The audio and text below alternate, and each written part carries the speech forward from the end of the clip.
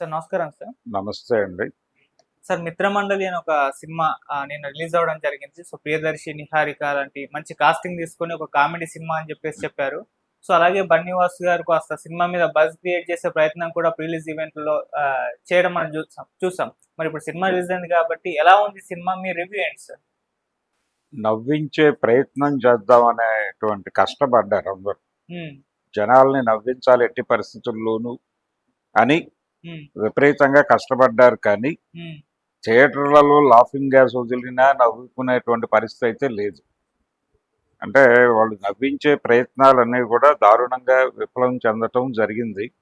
ఈ cinema director Vijayender తను situational comedy అనుకున్నాడు. హ్మ్. అంటే కొన్ని సంఘటనలు ఒక ఆకతాయి బ్యాచ్ ఒకటి ఉంటుంది జనరల్గా.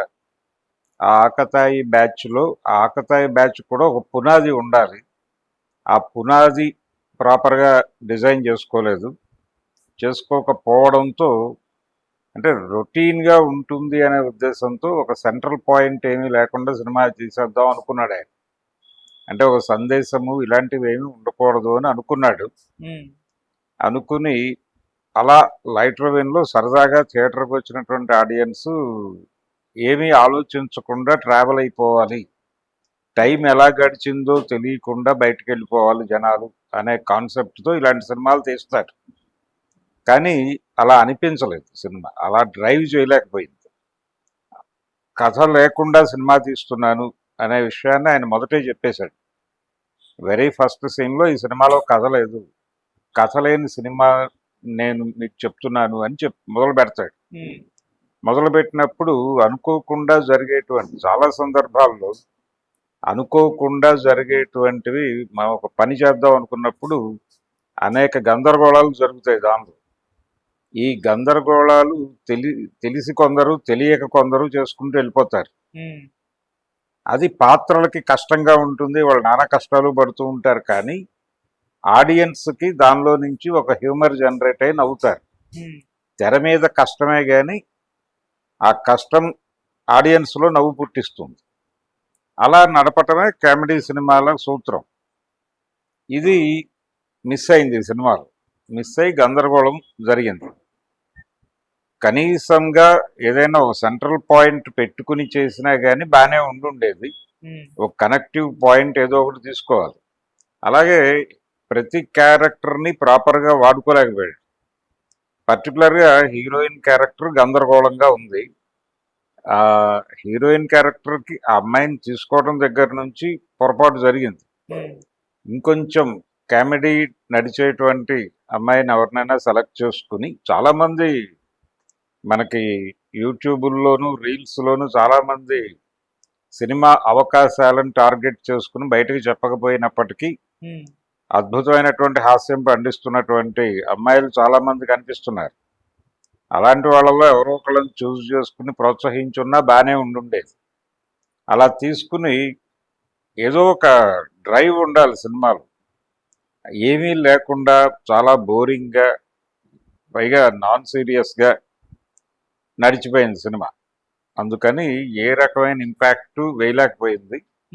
అయితే ఈ సినిమా బన్నీవాసు గారు దీని గురించి మొదటే, అంటే జనరల్గా ప్రియదర్శి అనగానే తను కొంత సబ్జెక్టు జడ్జి చేయటంలో ఆయనకు ఒక జ్ఞానం ఉంది అనే అభిప్రాయం చాలామందిలో ఉంది.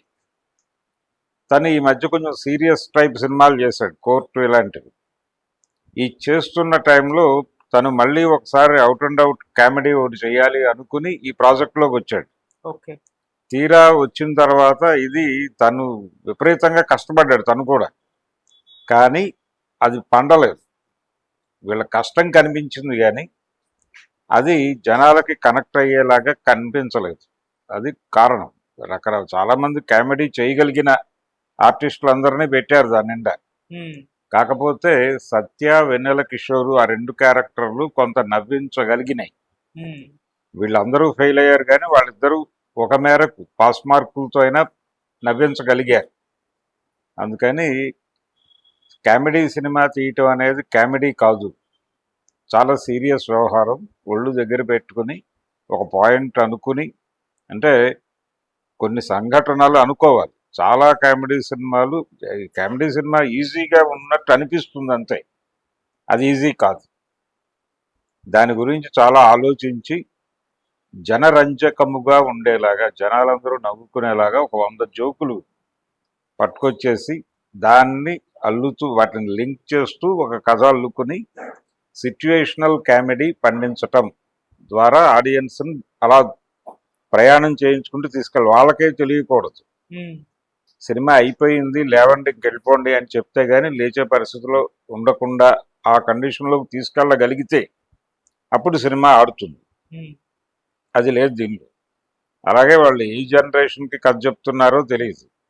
ఇంకొక గందరగోళం ఏంటంటే ఈ సినిమాకి మిత్రమండలి అని టైటిల్ పెట్టడం అనేది ఒక రాంగ్ టైటిల్. అది మిత్రమండలి అనేది ఒక రకంగా అదొక సెంటిమెంటు, ఒక ఎమోషన్ అని ఎందుకు అంటున్నానంటే తెలుగు రాజకీయాల్లో, తెలుగు సమాజంలో మిత్రమండలి అనే పదానికి ఒక లింక్ ఉంది.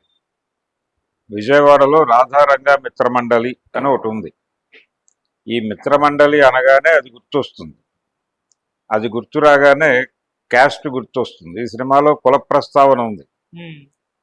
కులం ఆధారంగా నడిపినటువంటి సన్నివేశాలు, కథ అల్లుకోవడంలోనే కుల ప్రాధాన్యత ఉంది. కాకపోతే దాన్ని రెడిక్యూల్ చేసుకుంటూ వెళ్ళాడు. ఆ రెడిక్యూల్ చేసుకుంటూ వెళ్ళిన పద్ధతి కూడా చిరాగ్గా ఉంది. నిజానికి కులం అనేది చాలా సీరియస్ ఇష్యూ. దాన్ని రెడిక్యూల్ చేయడానికి అవకాశం లేదు.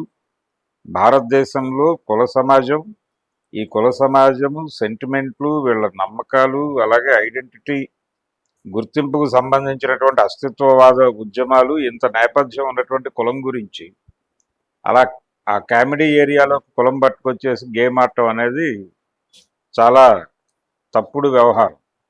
అది చేయకుండా ఉంటే బాగుండేది. ఇంకేదైనా ఎమోషన్ తీసుకోవచ్చు. అసలు చాలా నాన్ సీరియస్గా నడిచిపోయాయి చాలా సన్నివేశాలు. చాలా నువ్వు కామెడీ చేసినా సీరియస్గా తీయాలి. నీలో ఆ స్పృహ ఉండాలి. జంజాల గారు తీసినటువంటి సినిమాల్లో కూడా ఏవో 2-3 క్యారెక్టర్ల మీద పట్టుకుని నడిపేస్తాడు ఆయన. క్యారెక్టరైజేషన్ని నమ్ముకుని హీరో క్యారెక్టరైజేషన్ చుట్టూ కామెడీ అల్లుకుని తీసినటువంటి సింగిల్ లాంటి సినిమాలు చూసాం ఈ మధ్యకాలంలో. పర్లేదు అనిపించుకున్నాయి. అవి కూడా గొప్పగా లేదు కానీ పర్లేదు అనిపించుకుంది. కనీసం అలా అనిపించుకునే అర్హత కూడా ఈ సినిమాకి లేదు. చాలా గందరగోళము, ఏం చేస్తున్నారో వాళ్ళకే తెలియని పరిస్థితి, ఏ పర్సెప్షను లేనటువంటి కండిషను, ఏ ఎమోషను లేనటువంటి పరిస్థితి. జనాలు పోనీ సీట్లు కదిలిపోయేంత నవ్వుకునేంత సందర్భాలు లేవు అక్కడ. ఒక రకంగా జనాల్ని నిద్రపుచ్చిన సినిమాగా చూడొచ్చు. అందుకని ఏ రకమైన ఇంపాక్ట్ వేయనటువంటి సినిమాగా మిత్రమండలి అనేటువంటిది మిగిలిపోతుంది. అది దాని కండిషన్. మ్యాక్సిమం ఇది 1 వీక్ లోపు సినిమాని, అంతకంటే థియేటర్కి వెళ్ళదు. అంటే ప్రియదర్శి తనని తాను ఒక కామెడీ ఏరియాలో లొకేట్ చేసుకోవటానికి చేసిన ప్రయత్నం దారుణంగా ఫెయిల్ అయింది.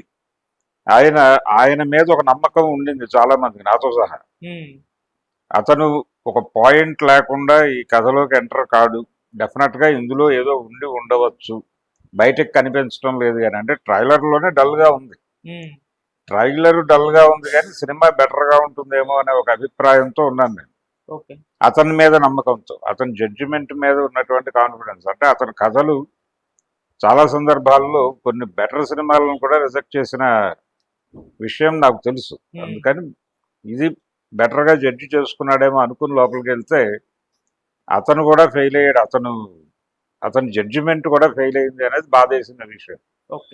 అందుకని ఈ మిత్రమండలి అనేటువంటి సినిమా జోలికి వెళ్లకుండా ఉండటమే ఆరోగ్యకరం.